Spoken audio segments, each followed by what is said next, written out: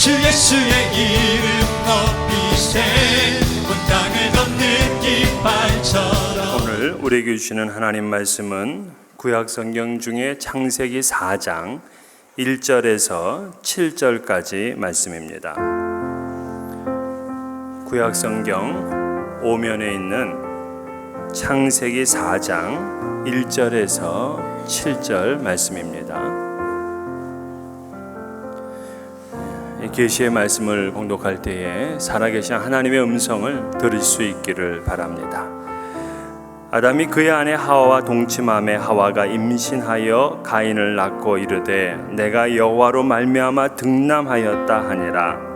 그가 또 가인의 아우 아벨을 낳았는데 아벨은 양치는 자였고 가인은 농사하는 자였더라. 세월이 지난 후에 가인은 땅의 소산으로 제물을 삼아 여호와께 드렸고 아벨은 자기도 양의 첫 새끼와 그 기름으로 드렸더니 여호와께서 아벨과 그의 제물은 받으셨으나 가인과 그의 제물은 받지 아니하신지라. 가인이 몹시 분하여 안색이 변하니 여호와께서 가인에게 이르시되 내가 분하여 함은 어찌 됨이며 안색이 변함은 어찌 됨이냐.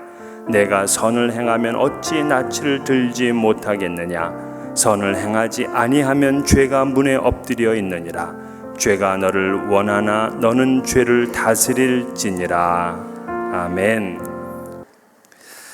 오늘 우리 주일이며 그리고 부흥의 셋째 날이 되겠습니다.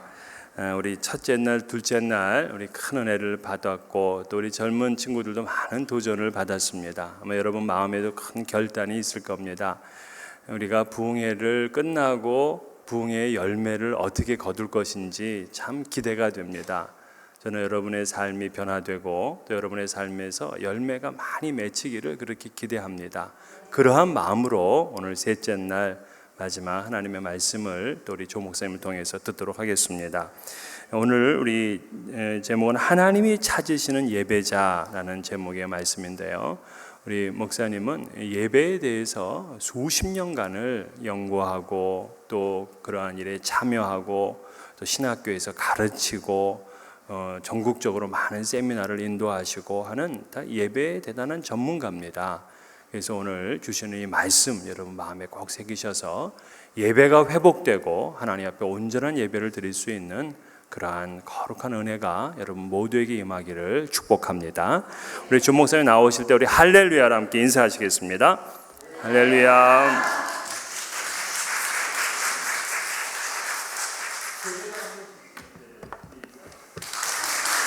네, 감사합니다. 주일이라서 그런지 여러분의 얼굴이 너무나 아름답게 보여요. 한번 따라 하시겠어요? 예쁜 게 죄라면 당신은 사형감입니다. 자, 옆에 있는 분에게 한번 예쁜 게 죄라면 당신은 사형감입니다. 너무 예쁘시죠? 은혜를 받으면 예뻐져요. 어느 목사님이 설교 중에 큰 실수를 하고 말았습니다. 니고데모는 신분이 세리였고 키가 작았습니다. 예수님을 그런데 몹시 보고 싶어 했습니다. 성도들이 설교를 듣다가 수근수근 대기 시작한 거예요. 목사님은 설교가 은혜가 있어서 그런 줄 알고 더 큰 소리로 설교를 하죠. 그때 예수님이 니고데모가 사는 동네에 오셨습니다. 니고데모는 예수님이 보고 싶어서 나갔지만 키가 작아서 뽕나무에 올라갔습니다. 설교가 이쯤 되자 성도들이 와 하고 웃어버렸어요. 삭개오잖아요. 니고데모가 아니라. 목사님이 설교 실수한 걸 알고 얼른 말을 바꿨어요. 여러분 그때 삭개오가 나타나서 이렇게 얘기했습니다. 야, 그 자리는 내 자리야. 빨리 내려와.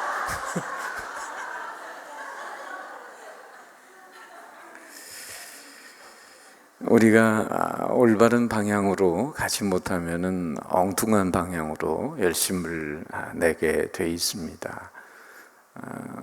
소중한 것을 먼저 하라는 책에서 스티븐 코비는 오히려 인생에서 중요한 것은 시간이 아니라 나침판이다, 그런 얘기를 했어요. 열심보다 더 중요한 것은 방향이다. 그런 얘기도 있죠. 미국의 LA에 경상도 할머니가 딸네 집에 초대를 받아서 처음 온 거예요. 그런데 며칠 있다 보니까 너무나 무료하죠. 아유, 이건 뭐 집구석에 앉아 있다 보니까 이거 답답해 죽겠네. 그리고는 손주가 이제 학교에서 올 때쯤 버스 정류장에 나가서 기다리는 겁니다. 노란 버스가 마침 옵니다. 옆집에 할머니, 미국 할머니가 또 손주를 만나러 나온 거예요. 근데 뭐 한국 경상도 할머니가 미국 할머니한테 뭐라고 한마디라도 좀 하고 싶은데 당최 영어가 안 되니까, 근데 마침 저쪽에서 버스가 오니까 무심코 경상도 말로 이렇게 얘기했대요. 왔대. 버스가 오니까 미국 할머니가 왔대. 무슨 요일이냐고 묻는 줄 알고 먼데이, 월요일이니까. 근데 뭐냐고 묻는 줄 알고 할머니가 버스데이. 그랬더니 미국 할머니가 생일이라는 줄 알고 해피 버스데이 투 유, 아니데이, 직행 버스데이. 뭐 오고 가는 건 많은데 하나도 통하는 게 없어요. 열심히 산다고 참 여러분 가치 있는 인생을 사는 게 아니죠. 아침부터 저녁까지 열심히 뛰어다닌다고 해서 최선을 다해서 사는 것이 여러분 하나님의 뜻을 이루는 게 아니고 정말 오히려 나를 향하신 하나님의 뜻이 무엇인지를 알고 거기에 그 방향대로 달려갈 때 우린 정말 후회 없는 인생을 살죠. 제가 만든 인생의 정의가 하나 있어요. 한번 따라해 보시겠어요? 인생이란 하나님이 출제하신 시험 문제 정답 쓰는 과정이다. 우리 어려서부터 우리 학창 시절에 많은 시험을 봤잖아요. 그런데 내 마음대로 열심히 쓴다고 답이 되겠어요? 교수님이 출제하신, 선생님이 출제하신 정답을 바르게 쓸 때 우리가 좋은 점수를 맞는 거예요. 인생이란 하나님이 출제하신 시험 문제에 정답 쓰는 과정이다. 근데 열심히 쓰긴 쓰는데 빗나간 답을 쓰면 뭐 하겠어요? 중학교 시험에 생각하는 사람은 누구의 작품인가? 공부 잘하는 애가 로댕이라고 쓴 거예요. 그 뒤에 놈이 이걸 베끼다가 잘못 베껴서 오댕이라고 썼어요. 그 뒤에 놈은 그걸 그냥 못 쓰니까 어묵이라고 바꿨어요. 그 뒤에 놈은 그걸 또 일본말로 덴푸라라고 바꿨다는 거예요. 고등학교 시험에 신은 죽었다. 어느 철학자가 말했냐? 공부 잘하는 애가 니체라고 쓴 거예요. 그 뒤에 놈이 베끼다 잘못 베껴서 나체라고 썼어요. 그걸 뒤에 놈은 또 영어로 누드라고 또 그렇게 했는데 그 뒤에 놈은 번역을 해서 알몸이라고 써놨다는. 졸지 니체가 알몸이 된 거예요. 제가요. 우리 같은 목사님하고 장신대 이제 신대원을 신학대학원을 나왔는데 제가 이제 예배에 관심이 많아서 좀 연구를 하고 한 3학기를 이 경배와 찬양에 대해서 강의를 해달라고 해서 3학기 동안 강의를 한 적이 있어요. 근데 이 채점할 때 성적을 내야 되니까 그 채점할 때 교수님들이 참 힘드시구나. 뭐 중간고사는 이제 리포트로 하고 학기말고사는 그래도 점수를 내야 되니까 칠판에다가 제가 한 3문제 정도 쓰고 백지를 주잖아요. 대학에서는. 그리고 이제 쓰라. 뭐 예배에 대해서 뭐에 대해서 써라. 채점할 때 참 너무 힘들더라고요. 그래도 뭐 정답을 비슷하게라도 쓴 사람은 그 채점하면서 좀 덜 피곤한데 제일 저를 피곤하게 만든 인생이 누군지 아세요? 모르면서 뒷장까지 쓰는 인간들이에요. 아니 도대체 반틈만 쓰다 말지 뭘 모르면서 그냥 엉뚱한 답을 뒷장까지 잔뜩 써놓은 거예요. 그래도 한 여학생이 저를 너무나 감동시키는 문장을 하나 써놓은 거예요. 엉터리 답을 잔뜩 뒷장까지 써놓고는 저를 감동시키는 이런 문장을 써놨어요. 교수님, 이제껏 만난 교수님 중에 교수님처럼 핸섬한 남자는 처음이었습니다. 할렐루야. 얼마나 감동이 되는지. 감동은 됐지만 여러분, 점수하고는 무관했습니다. 제가 그걸 어떻게 점수를 줘요? 저를 기분 좋게 했지만 그건 정답이 아니잖아요. 제가 왜 오늘 이 아침에 이런 말씀을 드리겠어요? 우리가 인생도 그렇지만은 예배를 드리는 데 있어서도 열심히 드린다고 하나님이 다 받으시는 게 아니다 하는 거예요. 잘못하면 오히려 구약 성경의 이사야 1장에 보면은 이런 말씀을 선지자를 통해서 하시는데, 너희가 내 마당만 밟을 뿐이니라. 더 이상 헛된 죄물을 가져오지 말라. 너희가 많이 기도할지라도 내가 듣지 아니하리라. 그건 열심은 성전에 와서 열심은 내는데 하나님이 기뻐 받으시는 제사가 될 수 없었다는 거죠.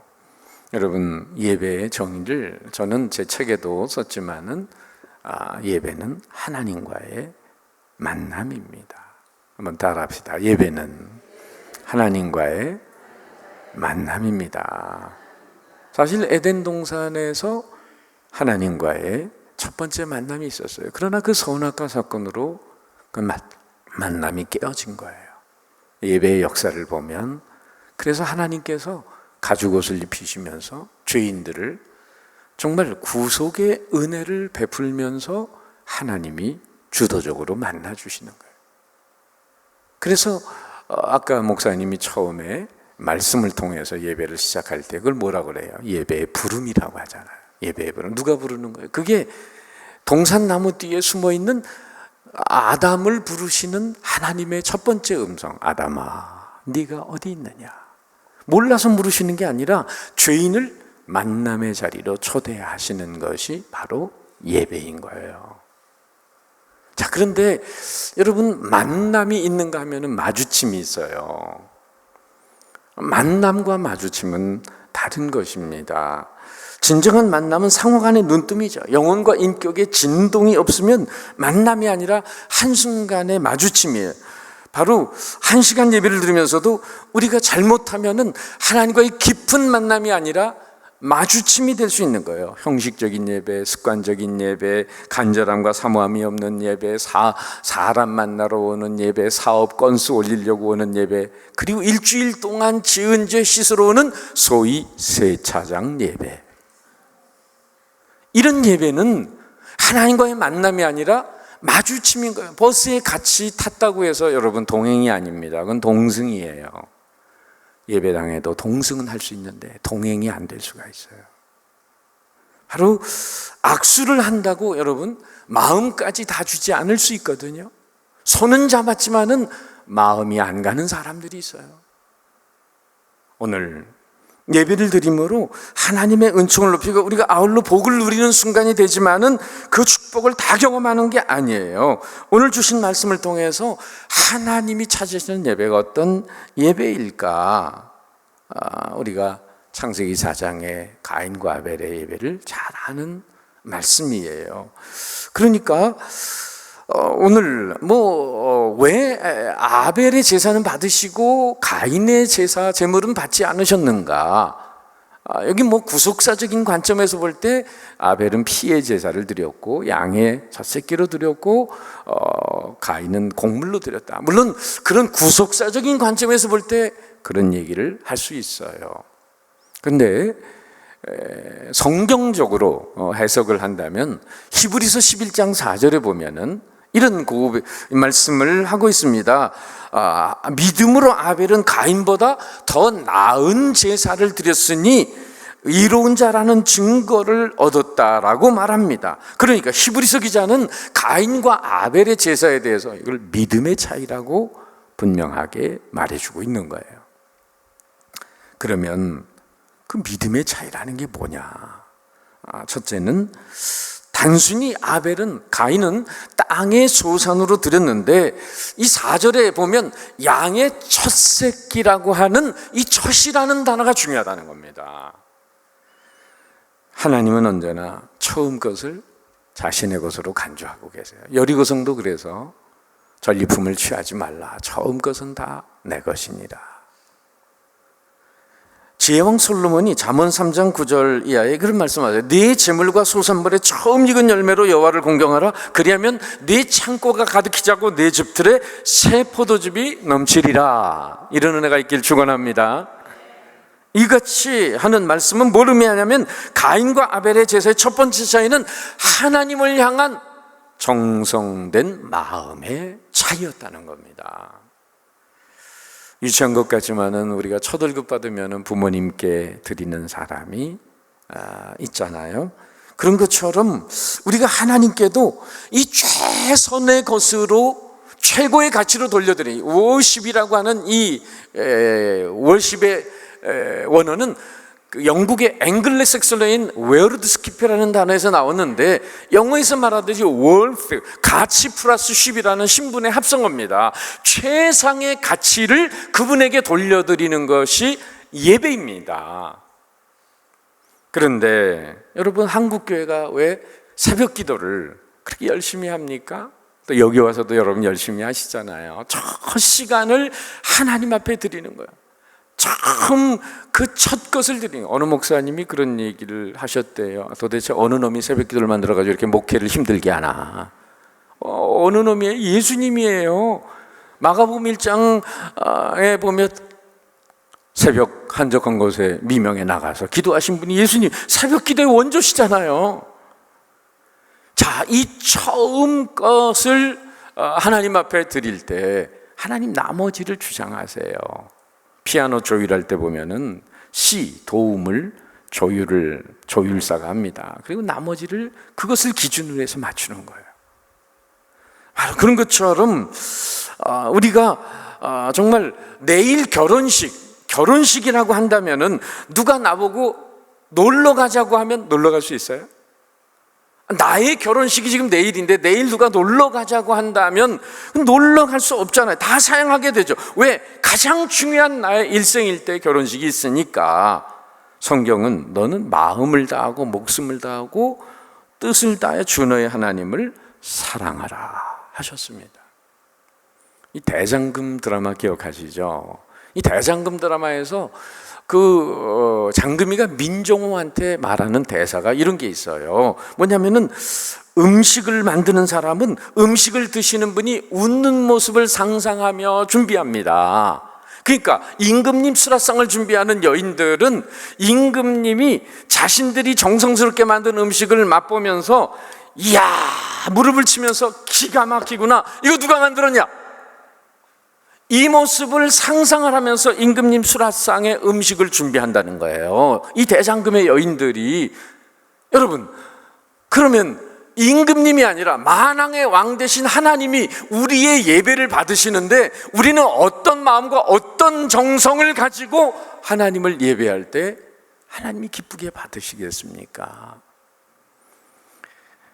바로 우리는 가인의 제사는 모름지기 아벨처럼 마음에 깊은 정성이 들어가진 않아도 첫 새끼라고 하는 이 단어에 마음과 정성의 최고의 가치를 올려드리는 그 중심이 하나님 앞에 상달되었다고 하는 거죠. 어찌 보면 드리긴 드렸지만은 가인은 쓰다듬은 찌꺼기를 드렸는지도 몰라요. 짜투리 시간으로 드리고. 제가 속해 있는 한국 다리 놓는 사람들 예배사역단체에서 제가 한 15년, 13년 동안 대표를 했는데요. 이 여름마다 컨퍼런스를 하는데 이 가슴에다가 이제 티셔츠에다가 뭐라고 쓰냐면 We don't worship, we only worship God.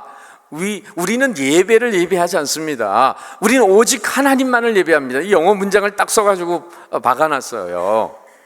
여러분, 잘못하면 제가 젊은이들 예배 교육을 시키면서 잘못하면 드럼을 예배하고 신테사이를 예배하고 베이스 기타를 예배하고 빠른 곡조를 예배할 수 있겠더라고요.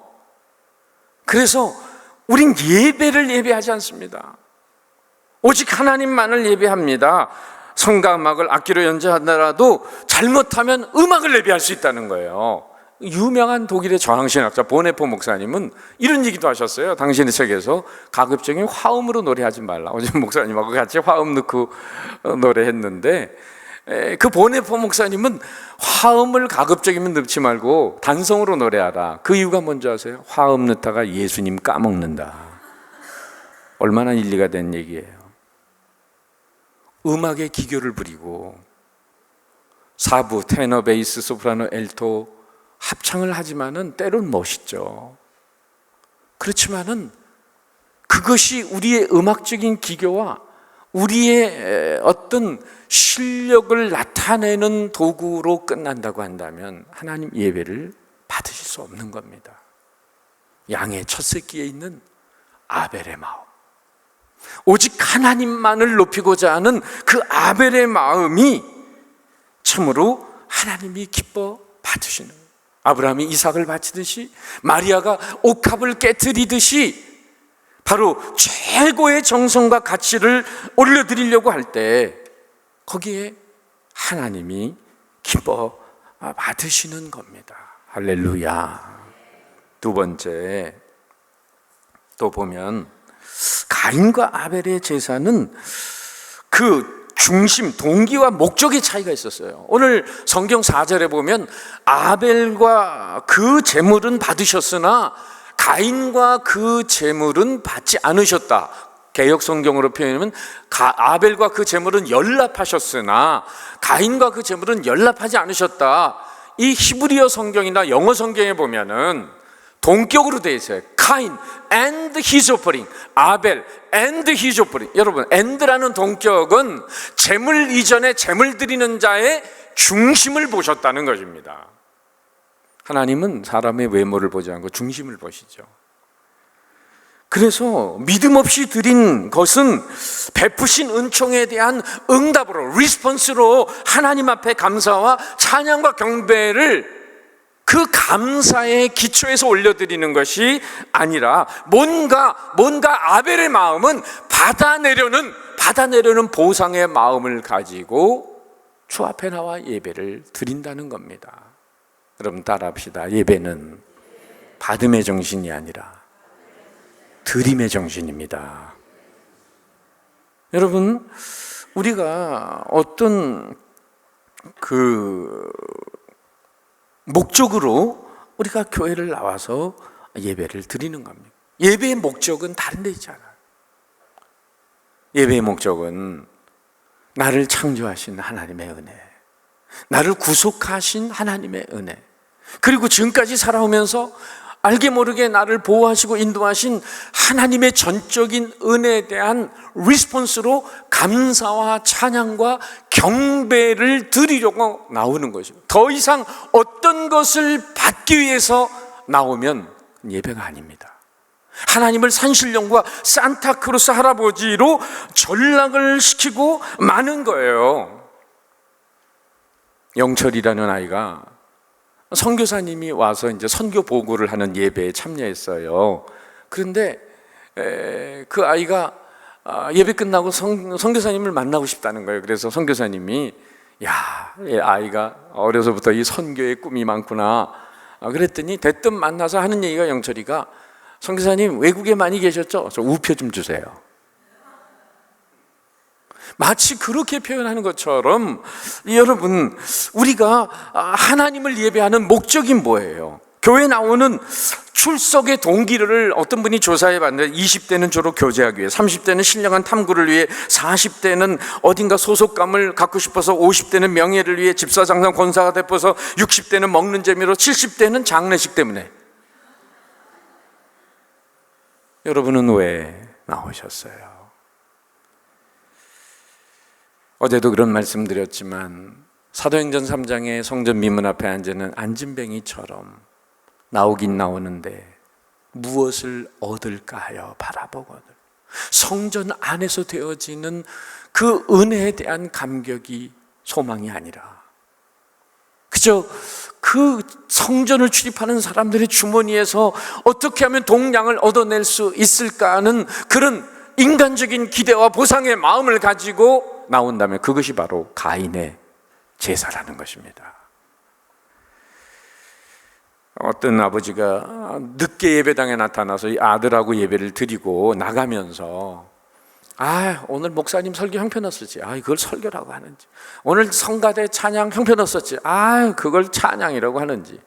어린 아들이 아빠 손에 끌려 나가면서 아빠한테 그랬대요. 아빠 1,000원 내고 뭘 기대하세요?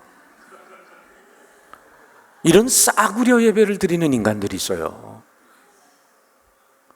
예배는 헬라 용어 중에 아주 중요한 용어가 프로스퀴네오라는 단어가 있는데 그 입맞춘다는 거예요. 저는요, 제가 예배를 연구하다 보니까 하나님이 먼저 이 땅에 거룩한 입맞춤을 당신의 아들을 제물로 바치면서 이 패역한 땅에 입맞춤을 하셨더라고요.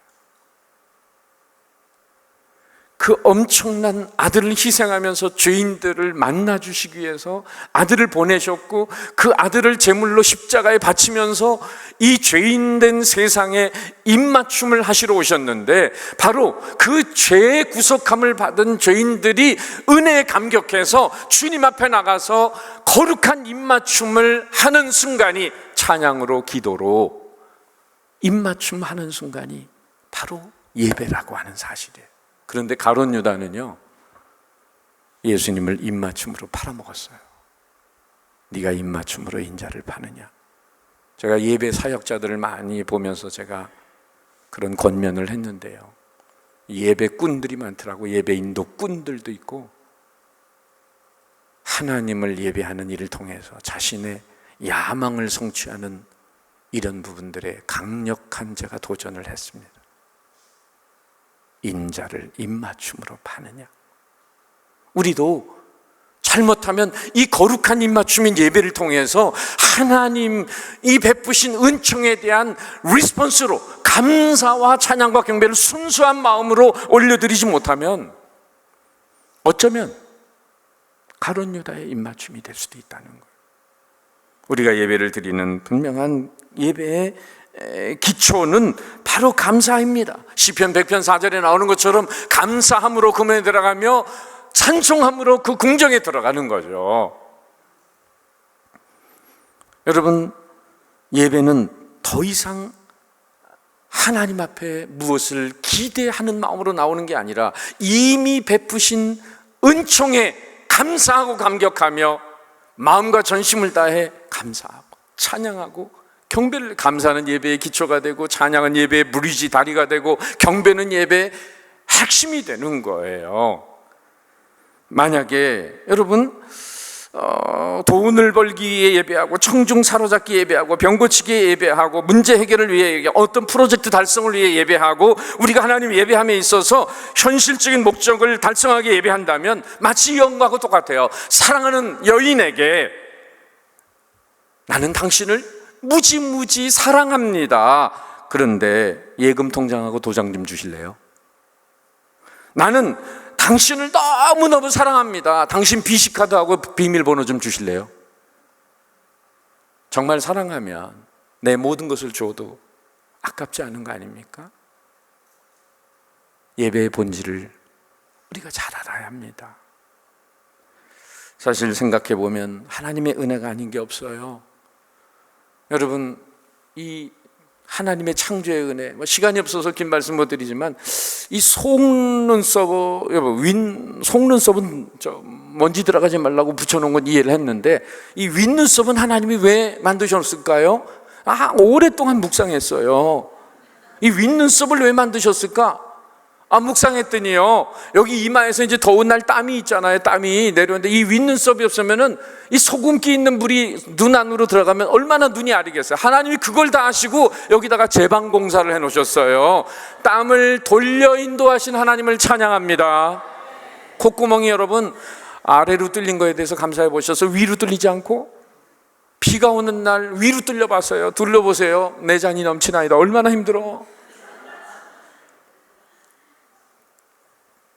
창조의 은혜, 이루 말할 수 없어요. 제가 우리 어느 집사님한테 하나님이 손톱을 왜 만드셨을까요? 했더니 어느 여집사님이 손 딱 들더니 내 남편을 핥히게 하려고. 여러분, 손톱 하나도 마지막 이 끝에 있는 물건을 쥐는데 힘이 있어야 되고 다칠까 봐 이 손톱을 여기다가 붙여놓으신 하나님의 세심한 배려, 머리끝부터 발끝까지 오장육부 하나님의 창조의 은혜, 지금도 어제도 말씀드렸지만 내 심장 내가 뛰게 하는 것도 아니잖아요. 내 머리카락 내게 나게 하는 것도 아니잖아요. 이 모든 창조의 은혜만 생각해도 여러분 하나님을 찬양하지 않을 수가 없죠. 제가 CD 음반을 만든 이유도 단 하나, 세상 노래를 너무 찬양했는데 빚 갚는 마음으로 제가 하나님을 찬양하는 CD를 만든 거예요. 뿐만 아니라 십자가에 나 같은 죄인을 구속하신 은혜에 대한 감격에 반응하고 찬양하는 건 그건 말씀 안 드려도 알죠. 여러분, 그리고 우리가 십자가의 은혜를 받았지만은 죄를 또 그 이후에도 짓습니까? 안 짓습니까? 하루에도 마음으로 짓는지 생각으로 짓는지 입술로 짓는지 죄를 짓는지 반복하는지 정당하는지 책임 전가하는지 알고도 짓는지 모르고도 짓는지 남 죄 짓게 만드는지 하루에도 12번씩 수많은 죄를 짓는데 죄를 지을 때마다 하나님이 벌하기로 마음먹으면 이 예배당 문을 열고 여러분 못 들어오세요. 죄 짓는 순간에 하나님이 심장마비 보내면 죄도 마음 놓고 못 져요. 그래서 어거스틴이 유명한 말이 뭐냐면 인간은 죄 짓는 것도 하나님의 은혜다. 눈 감아주시는 은혜가 아니면 인간은 죄도 마음 놓고 못 진다는 거예요. 이런 은혜 속에 오늘 우리가 예배당에 왔어요. 뿐만 아니라 알게 모르게 보이지 않는 인생의 목덜미를 손에 붙들고 위험한 사망의 음침한 골짜기에서도 우리를 건져주시고 보호하시고 인도하시는 은혜를 생각해 보세요. 제가 소망교회에 있을 때 아는 집사님, 지금 장로님이시지만은 88도로 타고 소망교회를 오시는 분인데 깜빡 졸아가지고 그냥 트럭하고 받아가지고는 완전 대파됐는데 이분이 생명은 살아났어요. 근데 자기 핸들에 이마를 받쳐가지고 여기서부터 여기까지 56바늘을 꼬맨 거예요. 주일날 그러고서 왔는데 저를 만나자마자 목사님, 놀렐루야 할렐루야 저 죽었다가 살았습니다, 기적입니다, 막 감격해서 그러는데 제가 조금 진정을 한 다음에 그 집사님에게 놀려드렸어요. 집사님 정말 잘 됐어요, 기적입니다. 그런데 잊지 마세요. 집사님 평상시에 88도로 타고 늘 교회에 오시죠? 예. 이렇게 죽을 뻔하다가 산 것도 하나님의 은혜고 축복이고 기적인데 평상시에 무사고로 다니는 건 더 큰 기적인 줄 믿으세요. 여러분, 죽을 뻔하다 살아나야 하나님께 감사가 나온다면 우린 평생 몇 번 죽을 뻔해야 될까? 이 모습 이대로가 하나님의 전적인 은혜입니다. 그럼 뭘 더 바라겠어? 그냥 아무것도, 나를 창조하시고 내 오장육부가 움직이는 거, 볼 수 있는 거, 마실 수 있는 거, 걸을 수 있는 거, 모든 것뿐만 아니라 구속의 은혜, 죄 짓는 것도 눈 감아주신 은혜, 그리고 보호와 인도하심의 은혜만 생각하면 여기 와서 예배드리면서 하나님 뭘 달라고 여러분 달라는 염치가 있습니까? 솔로몬이 왜 복을 받았어요? 처음에는 말년에는 그가 어려워졌지만은 처음에 왕이 되자마자 1000번제를 드립니다. 아버지 엄마가 누구예요? 다윗과 밧세바입니다. 하나님이 벌하기로 막으면서 자기는 태어나지도 못할 인간이에요. 그런데 너무 감사해서 하나님 앞에 1000번제를 드렸더니 하나님이 꿈에 나타나서 내가 뭘 줄까? 부귀영화를 구하지 않고 백성을 잘 다스리는 지혜로운 마음을 달라고 구해서 그 구한 것이 하나님 마음에 맞으니까 구하지 않은 부귀영화를 주었습니다. 여러분, 내가 순수하고 감사한 마음으로 오직 그분을 내가 요만큼 높여드리면 요만큼의 무게로 오고 전심으로 그분을 높여드리면 내가 감당하기 어려울 만큼 은혜와 축복으로 되돌아옵니다. 예배 잘 드리면 복 받는다는 것이 바로 이거예요. 한 가지만 더 끝으로 생각하는 것은 가인과 아벨의 제사는 믿음을 가지고 믿음 없이 드린 예배와 믿음으로 드린 예배의 차이는 일주일의 삶이 믿음의 삶이었는가 아닌가의 차이인 것입니다. 주일날 예배당에 와서 예배 드리고 나가서는 죄 짓고 살다가 주일날 세차장 예배로 세차하러 오는 정도로 끝나서는 아니 되는 거예요. 가인의 제사를 하나님이 기뻐 받으실 수 없었던 까닭은 제물을 드리러 하나님 앞에 서기까지 하나님이 주목할 만한 진정한 믿음의 삶이 없었다는 겁니다. 그래서 7절에 네가 선을 행하면 어찌 낫을 듣지 못하겠느냐. 너의 삶에 선함이 있었다고 한다면 왜 나에게 낫을 못 들겠느냐. 여러분, 요한복음 4장에 보면 사마리아 여인이 예수님을 만나고 정말 생수의 감격을 맛보고 동네 사람들에게 복음을, 그리스도를 만났다고 증거하러 뛰어가잖아요. 그 모습을 보면 예배당 안에서 끝날 수 없다는 것을 알게 되죠. 물동이를 버려두고 오히려 만나기도 싫었던 그 사마리아 사람들에게 예수 만난 감격을 가지고 전진해가는 그 여인의 모습 속에서 우리는 진정한 예배가 무엇인가를 알게 돼요. 해리 포스트라는 윤리학자는 신미적인 크리스찬과 윤리적인 크리스찬이 있다. 신미적인 크리스찬은 그냥 좋은 설교 듣고 감상하고 수양하고 그리고는 카타르시스만 느끼고 세상에 나가서는 지 맘대로 사는 거고, 윤리적인 크리스찬은 강단에서 목사님이 전하는 말씀을 다는 아니지만 그래도 그렇게 살아보겠다고, 미워하는 사람 용서해보고 싫은 사람 다가서 보고 어려운 사람 도와줘보고, 바로 그런 삶으로 말씀을 실천해 보려고 애쓰는 사람. 어떤 아들이요, 초등학교 2학년인데 용돈이 하루에 200원이에요. 근데 그날따라 쓸 일이 많았나 봐요. 엄마 1,000원만 주세요. 안 돼 임마, 야단 맞았어요. 근데 아빠가 조금 이따 출근을 하면서 여보 10,000원만 주구려. 그러니까 얼른 지갑에서 아빠한테 10,000원을 주는 거예요. 그러니까 얘가 알았다 그러더니 엄마 앞에 딱 쓰더니 이러는 거예요. 여보 1,000원만 주구려. 여러분, 용어만 가지고 되는 게 아니잖아요, 신앙이. 정말 마더 테레사가 얘기한 것처럼 그 캘커타에 있는 사랑의 집에 설탕이 떨어졌다는 소식을 들으면서 가난한 집 아이가 사흘분의 설탕을 자신이 안 먹고 준비했다가 그 캘커타 사랑의 집에 가져온 그것을 손에 들고 마더 테레사는 이런 말을 했어요. 사랑은 보고 듣고 책임지는 것입니다. 사랑은 보고 듣고 느끼고 책임지는 것입니다. 보고 느끼고 책임지는 것입니다. 이제 말씀을 마칩니다마는 제가 아는 집사님이 치과 의사분인데요, 이분이 어느 날 저한테 오시더니 목사님, 저 신학교 가면 안 될까요? 저한테 상담을 하세요. 하나님이 저처럼 부른다면 가셔야죠. 근데 저같이 풀타임으로 완전히 목사나 선교사로 그렇게 콜링을 하지 않았다면 집사님, 현장의 선교사가 되세요.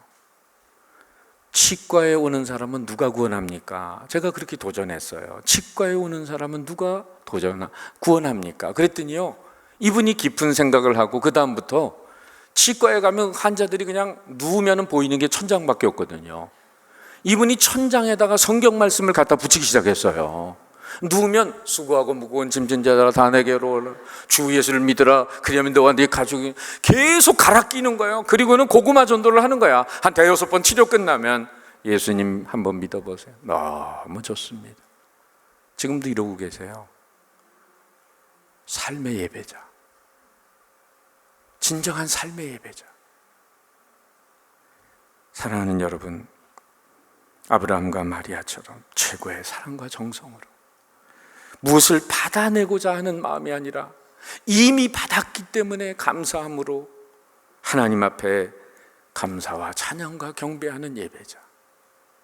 일주일 동안에 그래도 주님 기뻐하시는 삶과 함께 이 자리에 나와서 하나님을 예배하는 예배자가 될 때 하나님이 찾으시는 예배자가 될 것입니다. 이 은혜가 함께 하시길 축원합니다.